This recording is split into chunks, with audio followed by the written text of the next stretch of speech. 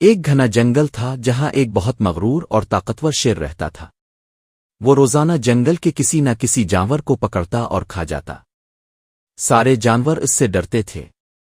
شیر نے اعلان کر رکھا تھا، روزانہ ایک جانور خود چل کر میرے پاس آئے تاکہ مجھے شکار پر وقت نہ ضائع کرنا پڑ۔ سب جانوروں نے مجبور ہو کر یہ شرط مان لی۔ روز ایک جانور شیر کے پاس جاتا اور اپنی جان دے دیتا۔ ایک دن قرا نکلا ایک ننھے سے خرگوش کے نام۔ سارے جانور اداس ہو گئے کہ یہ ننھا سا خرگوش کیا کر سکے گا، مگر خرگوش بالکل نہیں گھبرایا۔ وہ شیر کے پاس پہنچنے میں جان بوجھ کر دیر کر دیتا ہے۔ شیر غصے سے دوڑتا ہے، اتنی دیر کیوں لگائی؟ خرگوش نرمی سے کہتا ہے۔ راستے میں ایک دوسرا شیر آ گیا، اس نے کہا کہ تم جنگل کے بادشاہ نہیں وہ ہے۔ شیر کو غصہ آتا ہے اور وہ کہتا ہے، چلو مجھے دکھاؤ وہ شیر۔ خرگوش اسے ایک جھیل کے پاس لے جاتا ہے جہاں پانی بہت صاف ہوتا ہے۔